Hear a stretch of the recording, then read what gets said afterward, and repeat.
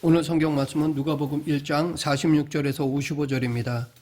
우리 각자는 모두 소명이 있습니다. 소명이라는 단어는 영어로 vocation인데 여기에는 두 가지 의미가 있습니다. 먼저 일반적인 의미의 소명은 모든 그리스도인이 그리스도인으로서 해야 하는 일입니다. 그러니까 하나님의 말씀을 실천하며 사는 것이 바로 일반적인 소명입니다. 반면에 구체적인 의미에서의 소명은 자신만이 할 수 있는 특별한 임무를 말합니다. 자기 자녀를 양육하는 것, 영적인 은사를 개발하는 것, 직장에서 일하는 것, 사업체를 운영하는 것 등이 특별한 소명입니다. 소명이란 먹고 살기 위해 하는 어떤 것이 아니라 그 일을 하기 위해 살아가는 어떤 것입니다.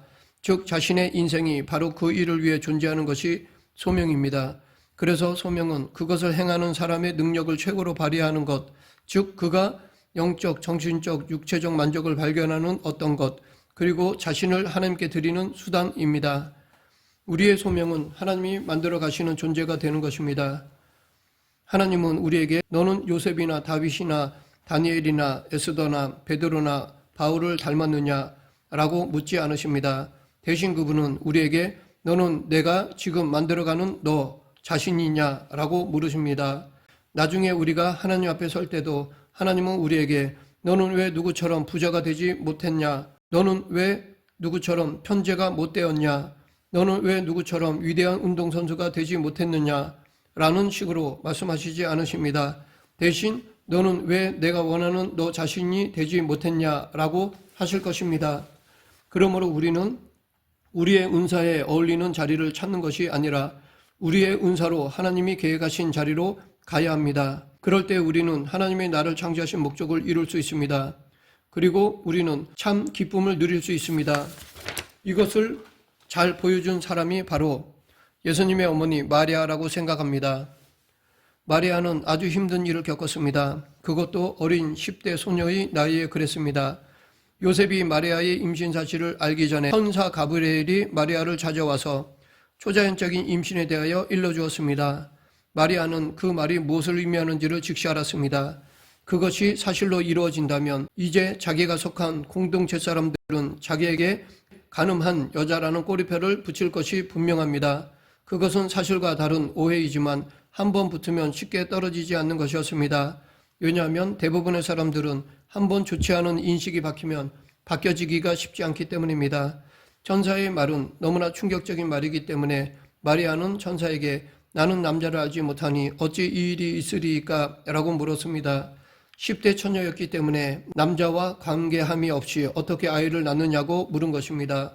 남편 요셉은 꿈을 통해 계시를 받았는데 마리아는 천사가 와서 이것을 알려주었습니다. 그러니까 이것은 틀림없이 이루어질 하나님의 역사라는 것입니다. 꿈을 꾸었다면 긴가민가 할 수도 있지만 천사가 직접 와서 말해주었으니 틀림없는 것이었습니다. 그러나 음녀라는 꼬리표는 10대 소녀였던 마리아에게는 감당하기 힘든 일이었음에 틀림이 없습니다. 그래서 천사는 성령이 내게 임하시고 지극히 높으신 이의 능력이 너를 덮으시리니 이러므로 나실 바 거룩한 이는 하나님의 아들이라 일컬어지리라. 보라 내 친족 엘리사벳도 늙어서 아들을 배웠느니라. 본래 임신하지 못한다고 알려진 이가 이미 6달이 되었나니 대저 하나님의 모든 말씀은 능하지 못하심이 없느니라 라고 하였습니다. 하나님은 마리아에게 메시아의 어머니가 되는 소명을 주셨고 마침내 마리아는 믿음으로 그것을 받아들였습니다. 그 후 마리아는 친인척 엘리사벳을 방문하고 거기서 영광스러운 기쁨의 노래를 부르며 하나님의 부르심에 대한 믿음의 응답을 보였습니다. 그것이 바로 오늘 본문인데 이것을 우리는 마리아의 노래 혹은 마리아의 찬가라고 부릅니다. 라틴어 제목으로는 마크니 피카트로 알려져 있습니다. 이 노래는 아주 최악이 될 수 있는 꼬리표를 메시아적 소명으로 바꿔주신 하나님께 드리는 감사의 표현입니다. 마리아의 남편 요셉은 차디크 즉 토라를 온전히 지키는 사람이었습니다. 그러나 마리아는 아나빔이었습니다. 아나빔은 경건한 빈자라는 뜻으로 그녀는 가난하면서도 경건을 지키는 사람이었습니다. 역사학자들에 의하면 마리아의 친족 아나빔에게는 3가지 특징이 있습니다. 첫째, 그들은 가난 때문에 고난을 당했습니다. 둘째, 그러나 그들은 예루살렘 성전에 모여 자신들의 소망을 표현했습니다. 셋째, 그들은 그곳에서 정의가 실현되고 압제가 끝나며 메시아가 오실 것에 대한 자신들의 열망을 하나님 앞에 표현했습니다. 이러한 아나빔의 특징은 마리아의 삶, 특히 마리아의 노래를 통해 잘 표현되고 있습니다. 먼저 마리아는 가난했습니다. 우리는 모세의 법을 따라 요셉과 마리아가 아기 예수를 데리고 예루살렘 성전에 올라갔을 때 그들이 한 일을 보면 그녀가 가난했다는 것을 알 수 있습니다. 모세의 법대로 정결 예식의 날이 참에 아기를 데리고 예루살렘에 올라가니 이는 주의 율법에 쓴 바 첫 해에 처음 난 남자마다 주의 거룩한 자라 하리라 한 대로 아기를 주께 드리고 또 주의 율법에 말씀하신 대로 산비둘기 한 쌍이나 혹은 어린 집비둘기 둘로 제사하려 함이더라. 이스라엘 백성들은 자기 집 태에서 처음 난 아들과 가축의 수컷 첫 새끼를 다 구별하여 하나님께 바치도록 되어 있었습니다. 그렇게 함에 있어 그들은 성전에서 일하는 사람들에게 새 2마리를 봉헌물로 바쳤습니다. 그러면 그들은 왜 새 2마리를 바쳤을까요? 왜 그들은 양을 드리지 않았을까요? 그 당시 이스라엘 주변 국가들은 우상에게 아기를 제물로 드렸던 반면 이스라엘 백성들은 하나님께 양을 제물로 드렸습니다. 그런데 마리아와 요셉이 드린 것은 새 2마리였습니다. 그것은 양을 드릴 수 없을 만큼 가난한 사람들을 위해 율법이 규정한 제물이었습니다. 그러니까 요셉과 마리아가 그만큼 가난하였다는 것입니다. 그러나 소망을 잃지는 않았습니다. 이것이 아나빔의 또 다른 특징입니다. 마리아의 노래를 보면 마리아는 경험을 통해 깨달은 대로 불의로부터 해방에 대한 염원을 표현합니다. 오늘 본문 51절부터 53절 그의 팔로 힘을 보이사 마음의 생각이 교만한 자들을 흩으셨고 권세 있는 자를 그 위에서 내리치셨으며 비천한 자를 높이셨고 줄이는 자를 좋은 것으로 배불리셨으며 부자는 빈손으로 보내셨도다. 당시 그 지역을 다스리던 군주는 헤롯 왕이었는데 그는 권력을 남용하고 많은 사람들을 죽인 독재자였습니다. 그는 심지어 권력을 넘본다고 생각되면 아내들과 자식들까지 가차없이 죽이는 아주 무자비한 자였습니다. 그런데 이 노래에서 마리아는 헤롯 왕이 자기가 행한 일에 대해 보응을 받을 것이며 그의 권력은 바람에 날아갈 것이라고 선언하는 것과도 같습니다. 또한 마리아는 하나님께서 그녀가 친히 낳은 아들을 왕으로 세우실 것이라고 선포하였습니다. 그는 헤롯과 달라서 자비와 공의로 다스리실 것이라고 하였습니다. 이처럼 마리아는 가난했지만 하나님은 그녀의 삶을 새롭게 만드셔서 메시아가 곧 나타날 것이라는 복음을 선포하는 소명을 그녀에게 주셨습니다. 예수님은 하나님을 사랑하라고 할 때 우리의 마음과 목숨과 뜻과 힘을 다해 사랑하라고 하셨습니다.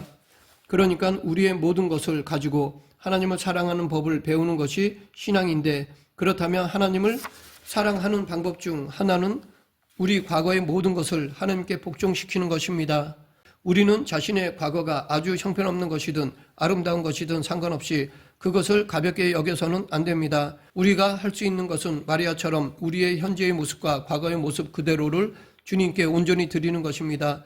주님은 우리의 과거를 포함한 모든 것을 받아주십니다. 그런데 나 자신이 누구인지를 발견하고 내 모습 그대로 받아들이는 것은 그리 쉽지 않습니다.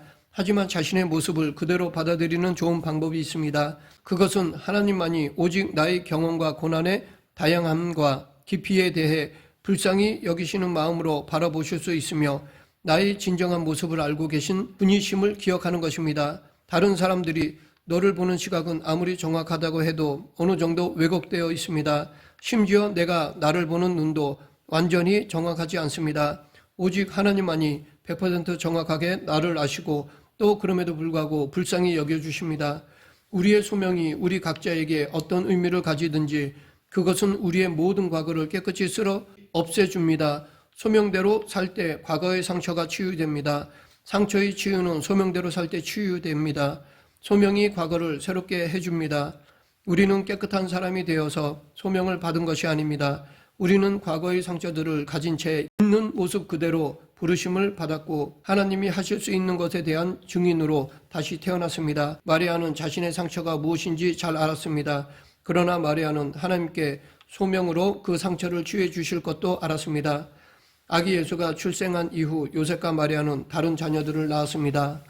그런데 대부분의 성경학자들이 주장하는 것처럼 요셉은 예수님이 어렸을 때 죽었기 때문에 자녀 양육에 대한 마리아의 책임이 더욱 무거웠을 것이 분명합니다. 과부로 많은 아이들을 키워야 한다는 것은 힘든 일이었습니다. 그래도 아들들이 있었으니 조금 나았을 것입니다. 그래서 예수님은 장남으로서 30세까지 목수일을 하며 집안을 돌본 것입니다. 마리아에게는 소명이 있었는데 그것은 자기 자녀들의 신앙이 성장하도록 보살피는 것이었습니다. 예수님 외에도 마리아에게는 남자아이가 4명이 있었고 여자아이는 최소 2명이 있었습니다.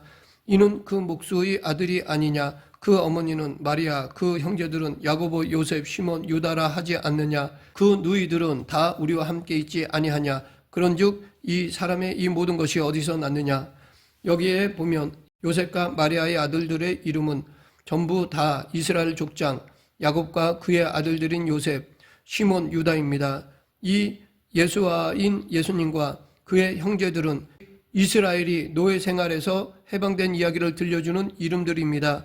마리아는 이 아이들을 양육했고 그들의 이름은 그녀에게 하나님 나라를 향한 아나빔의 소망을 일깨워 주었습니다. 그런데 대부분의 개신교인들은 예수님의 가르침을 성경에서 읽으면서도 예수님을 그 어머니 마리아와 연관시키는 일에는 실패합니다. 로마 가톨릭처럼 지나침이 잘못되어 마리아를 숭배하는 사람들이 있는 반면에 개신교인들은 마리아를 너무 무시하는 경향이 있습니다. 그러나 우리는 마리아가 예수님에게 끼친 영향력을 다시 생각해야 합니다. 왜냐하면 복음서들이 마리아가 예수님의 교육에 영향을 미쳤다는 것을 분명히 보여주기 때문입니다. 오늘 본문인 마리아의 노래에서 우리는 예수님의 가르침과 사명에 나타나는 5가지 주요 요인을 발견할 수 있습니다. 첫째, 마리아가 하나님의 거룩한 이름을 송축하고 하나님께 굶주림을 채워주실 것을 요청한 것처럼 예수님도 주기도문에서 하나님의 이름을 찬양하고 일용할 양식을 위해 기도하라고 하셨습니다. 둘째, 마리아가 가난한 아나빔 출신인 것처럼 예수님도 가난한 자들을 축복하고 그들을 위하여 잔치를 베푸셨습니다. 특히 마리아가 과부인 것처럼 예수님도 과부들에게 자비를 보여주셨습니다.